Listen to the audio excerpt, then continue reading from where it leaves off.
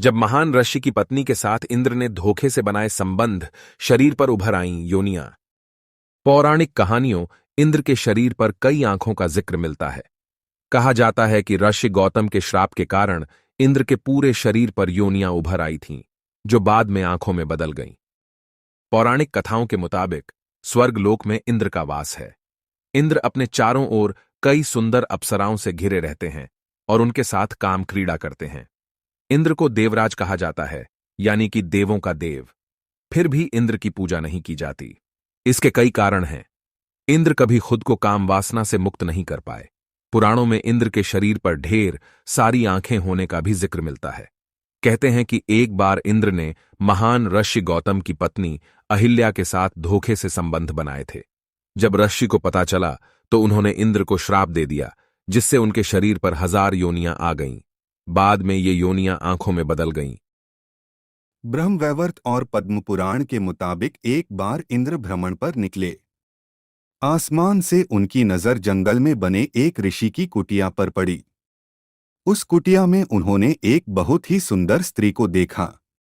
इंद्र उस महिला को देखकर मोहित हो गए। उनसे रहा नहीं गया। ये कुटिया महान तपस्वी गौतम ऋषि की थी। जिस स्त्री को देखकर इंद्र मोहित हुए वो गौतम ऋषि की पत्नी अहिल्या थीं। वैसे तो इंद्र के देवलोक में कई खूबसूरत अप्सराएं थीं। वे जब भी चाहते किसी भी अप्सरा के साथ सहवास कर सकते थे, मगर अहिल्या की सुंदरता उन्हें भा गई। इंद्र अहिल्या के साथ संबंध बनाने की तरकीब सोचने लगे। उन्होंने अहिल्या के पति गौतम ऋषि की दिनचर्या पर नजर रखी। गौतम ऋषि रोजाना भोर होने से पहले जग जाते और अपने नित्यकर्म निपटाने के लिए नदी किनारे जाते थे।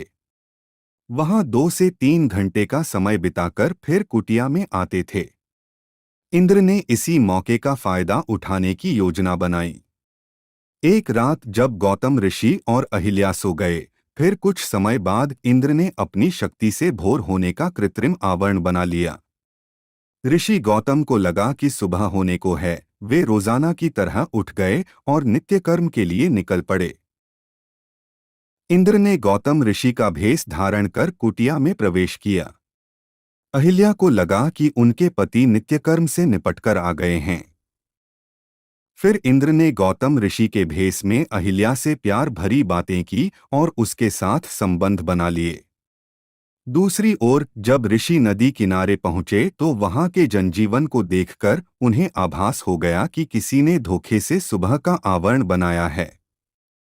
वे तुरंत अपनी कुटिया में पहुंचे, जहां उनके भेष में इंद्र उनकी पत्नी के साथ सो रहे थे।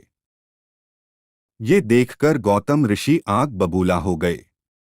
उन्होंने अहिल्या को पत्थर बनने का श्राप दे दिया। वहीं कामवासना के मोह में गिरे इंद्र को भी श्राप दिया कि उसके शरीर पर 1000 योनियां उग आएंगी। वह चाहकर भी किसी स्त्री के साथ संबंध नहीं बना पाएंगे। देखते ही देखते इंद्र के पूरे शरीर पर योनियां उभर आईं। इंद्र को अपनी गलती का एहसास हुआ और उन्होंने गौतम ऋषि से क्षमा याचना की। ऋषि ने इंद्र को माफ कर दिया, लेकिन कहा कि एक बार श्राप दे दिया इसलिए वापस नहीं हो सकता।